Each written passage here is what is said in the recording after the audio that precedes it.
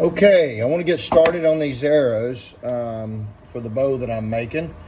These are 11/32 in diameter. They're Port Orford Cedar, and these are spined to 45 to 49 pounds.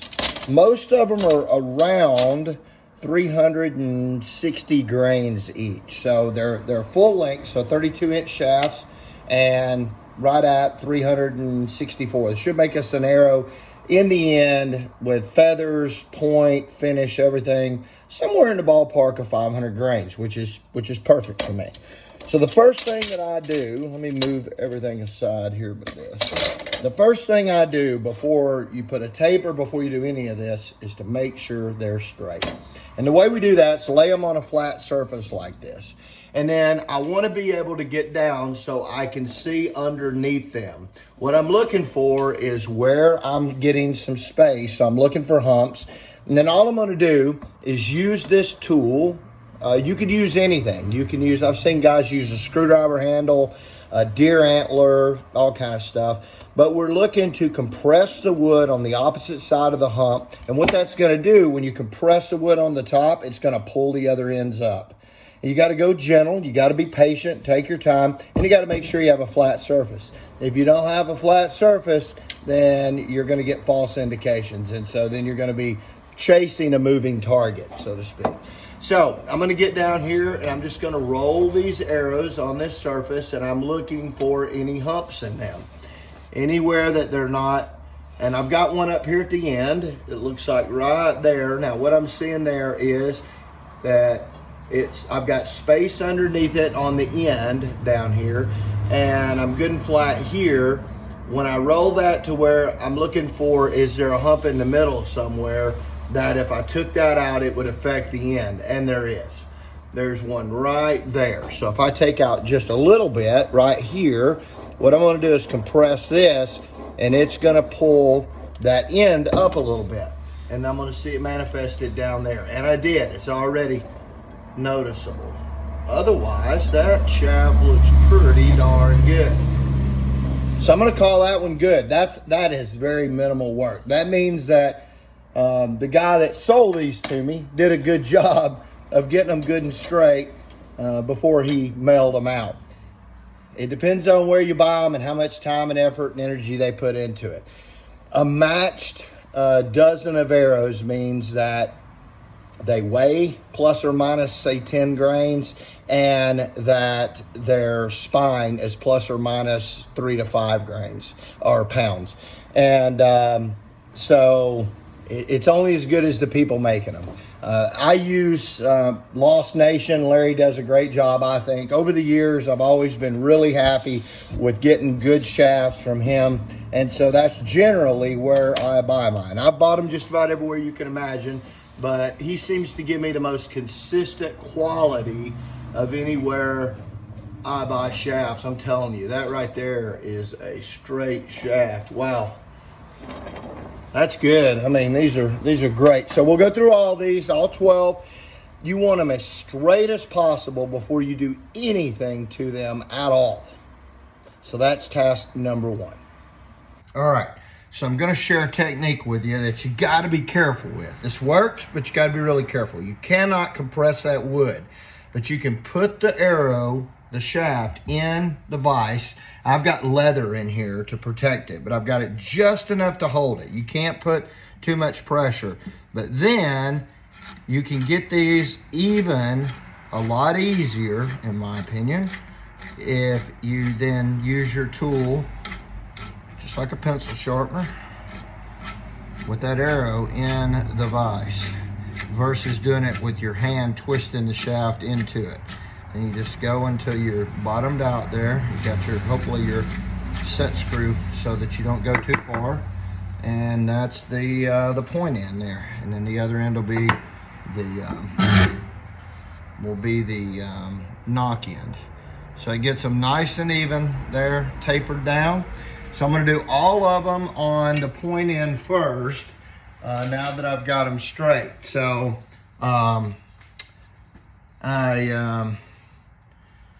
Went through the straightening process that I showed you with each and every one of them. Some of them needed a little more work than others, just enough to hold that. You see there, just gentle. Don't want to compress that wood. And then just take your time.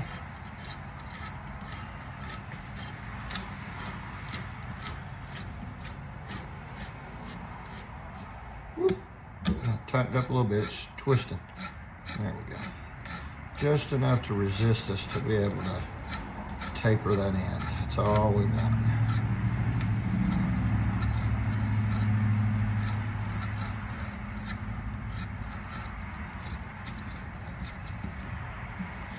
There it is. Bam. We'll go through that with all 12.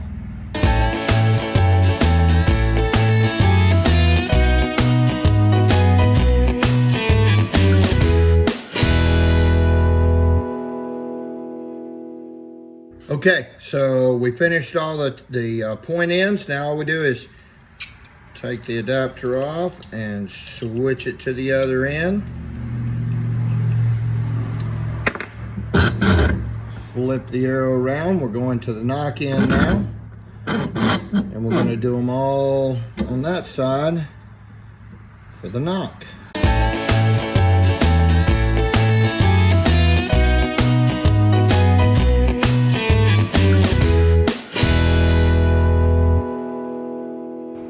All right, so the next part is critical because this is how you use a very expensive road bike to stain arrows.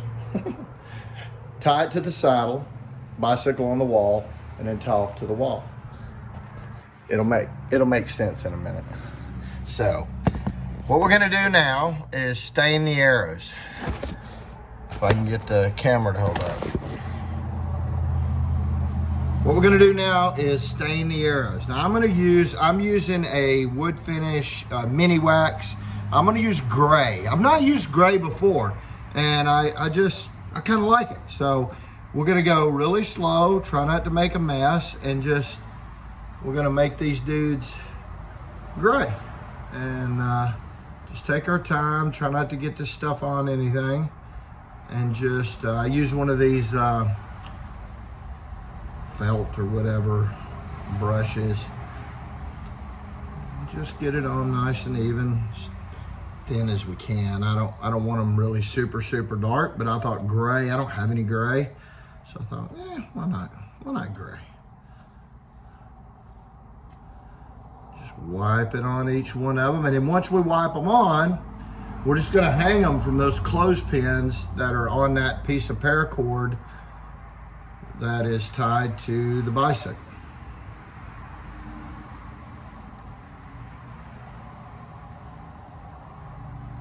And that's all there is to it today. I'm gonna let these dry overnight.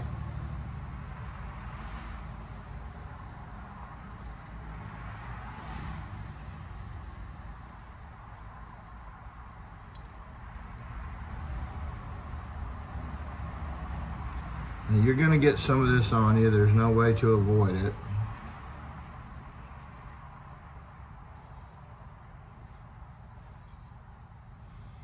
But you don't have to get the very tip of these because that's gonna be inside the point.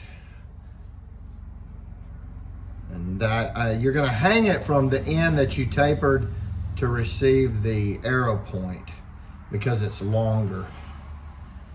It's easier to hang from and it hold. So always do that, and I'm gonna get a towel.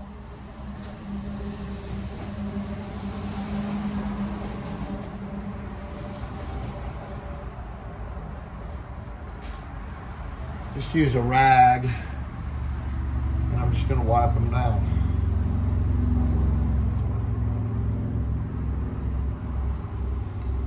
It's fairly even. Like I said, I don't want them super dark, but that's a pretty good little coat. And then I'm just gonna hang it from a clothesline.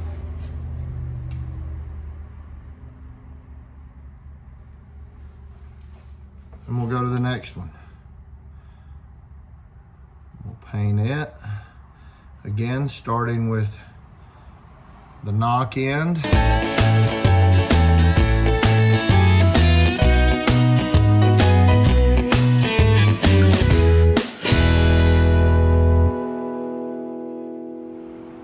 So there we go. All of them in gray, hanging from a clothespin, drying. So we'll let those hang overnight, let that set, and then we'll take some steel wool, just lightly go over them, and then we'll start finishing them with some polyurethane. We'll do some wipe-on poly as a finish, and then we'll be ready for points and feathers. Okay, next thing we're gonna do, we got gray shafts now. So now we're gonna go to the knock in. Gotta make sure you go to the knock in, because if you're not careful, you'll paint the wrong end. And from here, we're going to just measure 1 foot. I like to do a foot. So 12 inches from the tip of that, I'm gonna mark this thing. And at 12 inches, then I'm gonna take masking tape, and I'm gonna get me a piece so that I don't paint below that, and I'm gonna wrap this shaft a couple of times around. I'm just gonna go to that mark, and on the bottom side of it, apply the masking tape. And then just roll it around there a couple times. Make sure it's as even as you can get it. And what we're gonna do is we're gonna put just a homemade cap dip. So instead of dipping it for a cap, we're gonna paint it on with acrylic paint and just a brush. These are hunting arrows. Mine are functional, the ones I make. If I want really pretty arrows, I'm gonna go to Paul Gillon. I'm gonna have him make them for me. These are making these arrows for this year's hunting season. Gonna get ready. Hopefully I'm gonna shoot these things one time in the woods, and I'm gonna practice with them beforehand, but I'm gonna shoot them one time in the woods. They're gonna get really bloody and be unusable again, probably broken. So, nice, functional, play around, have fun hunting arrows. So, gonna mark all of them at a 12 and tape them before we start painting them. Okay, we got all of the 12 arrows taped with a foot cap up there. And I'm just gonna take this black acrylic paint and put it in the top of a Coke deal here. And I'm gonna try to go slow and just, there's a lot of different ways to do this. Again, I'm not trying to be beautiful on this. I just want a darker cap, of which the feathers then will go on that, of course. So I'm trying to get it, this just a light coat that darkens it up. You should still be able to see some of the gray through there, which will give it kind of a cool, different, look. I don't care that it's not, beautiful. I want them to have some character, so to speak.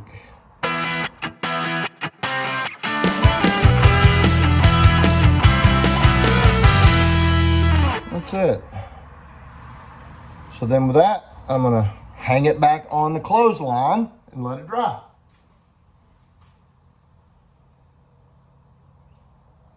Go to the next shaft and repeat the process. So now we just take the masking tape off. Just peel it off. And we'll be left with black cap. It'll be difficult. So there it is.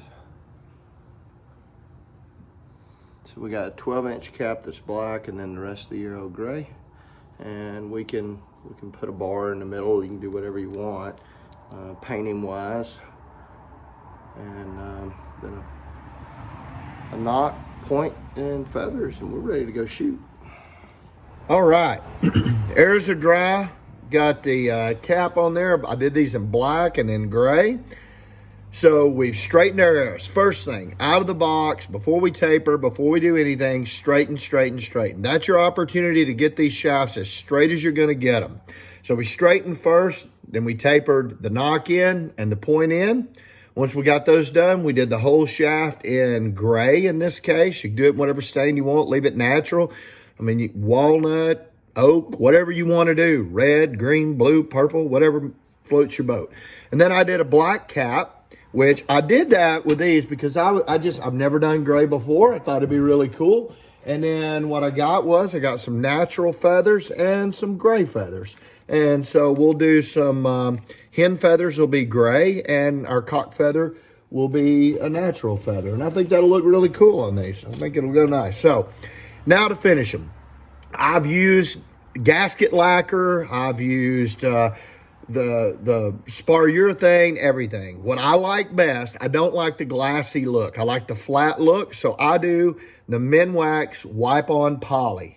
Now, is it slower? Absolutely. The fastest is dip them in the gasket lacquer, let them drip. But it's glassy, and sometimes you'll get a little bubble in there and things. I prefer the wipe-on poly, which means 6, 7, 8 coats, okay? You got to take your time. I don't mind doing that. This is the most important thing in your archery rig, your arrows. You can't spend too much time ensuring that your arrows are matched, balanced, everything is right. And in the case of wood, straight or aluminum. You don't want bent or crooked arrows, okay? So the arrow is vitally important. So I take a little piece of steel wool before I start, just lightly gonna go over them. Nothing, you know, heavy duty. We're not like sanding them down. We're just gonna rough them up here. The whole length of the shaft, spinning it in my hand as I go up and down it there. That's it. I'm gonna do that. Then I'm going to get the old, just like I'm shining army boots back in the day. Young soldiers don't know what that means. We don't do that anymore. And then I'm just gonna wipe on a nice, even coat. You'll see it going on wet. This stuff's easy to keep nice and even. And again, we're gonna do multiple coats. And so, for me, I don't get in a hurry. I just realize you can do these, it'll dry in an hour. So every hour or two, I'll come out, check them, and just put another coat on them. Again, we're gonna hang them on the clothesline, just like we did for the paint to dry.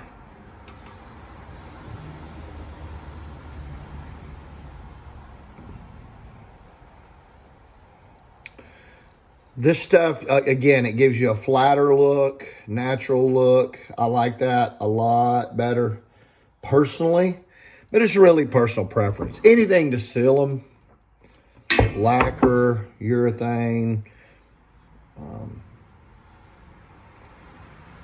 whatever you want to use. You just don't want to be in a tree stand and your arrow is absorbing water. That wouldn't be good. Now, you see I've got my hands on it in the middle of the shaft here, so what I'll do at the end here is go back to the tip. I always hang them by the tip that I'm gonna put the point on, because that's a longer tip, it's easier. So there you go, there's one done. Go over here, hang it on the line, let it dry. Repeat 12 times. Leave them there, go do whatever you want to do. Come back in an hour or two, 6 hours, whatever, and do the same thing. Repeat the process. Pretty straightforward.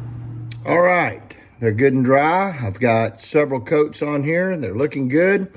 And now it's time to put nocks and points on. So I'm going to start with nocks. I'm going to put nocks on all of them. I use super glue with nocks. You can use whatever glue you want.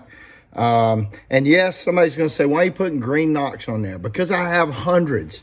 These were given to me years ago, and I've not used them. I don't want them to go to waste. I'm going to shoot this through a deer and get it bloody. So I ain't worried about it looking great. These are hunting arrows. The key is a nice straight shaft that shoots great. And I'm gonna just take my super glue, put a little bit of glue on there. Now the key to this is alignment of the nock. You need to align your nock against the grain of the wood. Against the grain of the wood. So find it, there it is right there. I'm just looking at the grain. So the grain goes this way. I want the string to go through the grain of the wood, not with it.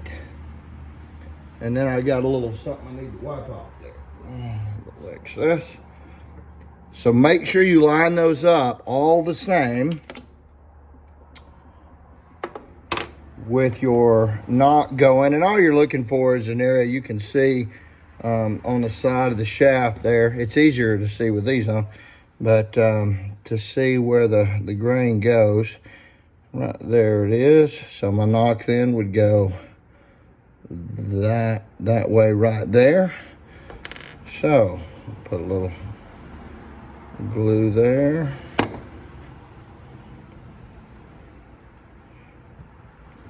And then line that dude up.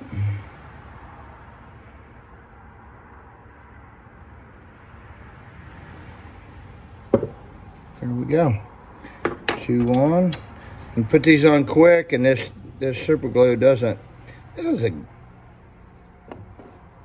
go too fast, so it's not too bad. There it is right there. I just spin them a few times and then to make sure the glue's throughout, and put it in there. And just if you get any excess, wipe it off. Otherwise, all good. There we go. All right, we got 12 arrows with 12 knocks. Okay, there are faster ways to do this than a lighter and hot melt. I have a torch. The problem is I moved, can't find the torch. So we're gonna have to make do. So all we gotta do is, this is just hot melt, hot glue. I like that on points because I'm going to take these off and put broadheads on, change them, the whole deal. These just get you some on there. You don't have to have a ton. All you need, and I put the point on there. Now I'm going to heat the point. Make sure the glue won't take but just a minute. Make sure the glue is good and hot. In the wintertime, the torch really pays dividends because the points are hot, or cold rather, and it's a pain in the rear end. So then all I do is using my bench, push it in there. So I just put the point against the edge of my bench and push it, and it marries up nice and neat. So there we are. We got an arrow now with a point on it and a knock. So we'll put that aside, and we're gonna repeat that 12 times as well. Heat up some glue. This will probably be torture to some folks because they like to move really quick.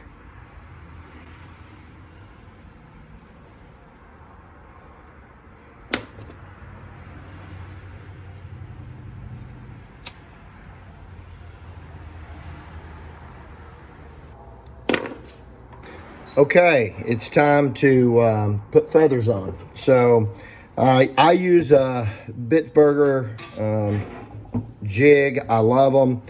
Put your arrow in, make sure it's seated good, make sure they're all at the same level down. So you can see there, it's just down in there. There's a magnet on this. It's gonna put that feather down there. I use right wing helical. That's just my choice. It's a matter of preference. And these are gonna be 5-inch shield cut feathers. Make sure you've got, the mark you're going to. That'll determine how far the feather is from the knock. I know where my nose touches it. So for me, I know which mark that is. So I just am gonna put it there. I just open this thing up and slide that feather in there. Take your time and make sure that it's perfect.